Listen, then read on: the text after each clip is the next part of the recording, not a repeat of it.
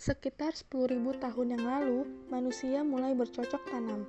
Revolusi pertanian ini menjadi titik balik sejarah yang memungkinkan kita untuk menetap, serta mengembangkan berbagai hal. Singkatnya, pertanian memungkinkan terbentuknya peradaban. Saat ini, sekitar 40% bagian bumi digunakan untuk pertanian. Tersebar di seluruh dunia, lahan pertanian merupakan bagian dari permasalahan dunia yang sedang kita hadapi. Di masa depan, bagaimana cara memenuhi kebutuhan populasi yang terus bertumbuh akan asupan makanan sehat? Untuk mencapai tujuan ini, dibutuhkan revolusi pertanian yang kedua. Revolusi pertanian yang pertama ditandai dengan ekspansi dan eksploitasi. Menghasilkan makanan dengan mengorbankan hutan, marga satwa, dan perairan, serta membuat iklim menjadi tidak stabil. Kita tidak bisa terus seperti ini. Pertanian bergantung pada iklim yang stabil, dengan pola musim dan cuaca yang dapat diprediksi. Artinya, kita tidak bisa terus memperluas lahan pertanian baru, karena justru akan merusak kondisi lingkungan yang semula memungkinkan adanya kegiatan pertanian. Bahkan, revolusi pertanian berikutnya harus dapat meningkatkan produksi jangka panjang dari lahan pertanian yang ada, sembari menjaga keanekaragaman hayati, menjaga kelestarian air, serta mengurangi polusi dan emisi gas rumah kaca.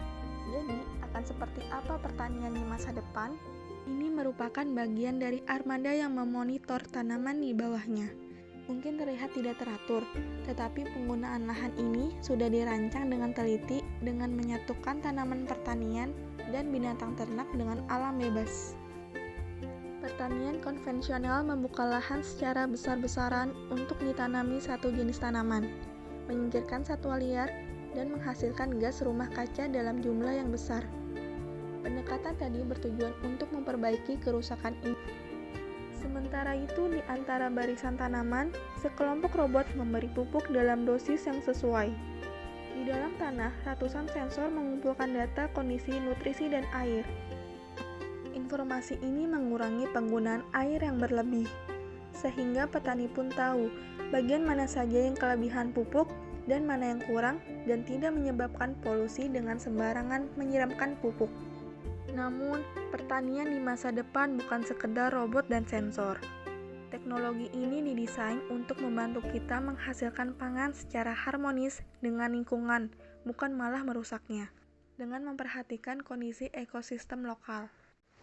Pertanian tradisional juga bisa diterapkan untuk mencapai tujuan yang sama dan juga jauh lebih terjangkau untuk banyak petani. Bahkan, sekarang penerapan ini sudah banyak dilakukan, yang kedepannya akan memberikan dampak yang besar dengan bertambahnya petani yang beralih ke praktik ini. Di Costa Rica, petani telah berhasil memadukan lahan mereka dengan habitat hutan tropis yang berkontribusi terhadap peningkatan luas area hutan negara mereka.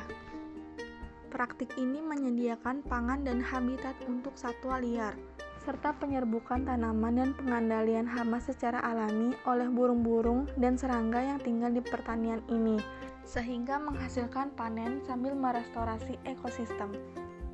Di Amerika Serikat, peternak memelihara ternak di padang rumput yang ditanami spesies asli, menghasilkan sumber protein yang berharga dengan metode produksi yang menyerap karbon dan melindungi keanekaragaman hayati. Di Bangladesh, Kamboja, dan Nepal, pendekatan baru terhadap produksi padi dapat mengurangi emisi gas rumah kaca secara drastis di masa depan. Nasi merupakan makanan pokok bagi 3 miliar orang dan merupakan sumber pendapatan utama bagi jutaan keluarga. Lebih dari 90% padi yang dihasilkan ditanam di lahan basah, yang membutuhkan banyak air dan berkontribusi atas 11% dari emisi metana anual, yaitu 1-2% dari total emisi gas rumah kaca anual dunia. Melalui eksperimen dengan berbagai jenis padi baru, mengurangi irigasi, serta menyemai padi menggunakan metode yang lebih praktis, petani di negara-negara ini berhasil meningkatkan pendapatan dan hasil panen mereka sambil mengurangi emisi gas rumah kaca. Di Zambia, berbagai organisasi berinvestasi pada metode yang khusus terhadap kondisi lokal, untuk meningkatkan hasil panen, mengurangi kehilangan hutan, serta meningkatkan kualitas hidup petani lokal. Gerakan ini diproyeksikan dapat meningkatkan jumlah panen sebanyak hampir seperempatnya selama beberapa dekade berikutnya. Jika digabungkan dengan metode-metode penanggulangan pengundulan hutan, negara ini bisa maju menuju sektor pertanian yang semakin kuat dan ramah lingkungan. Dan di India, di mana sampai 40% dari makanan hilang atau terbuang setelah dipanen akibat infrastruktur yang kurang memadai.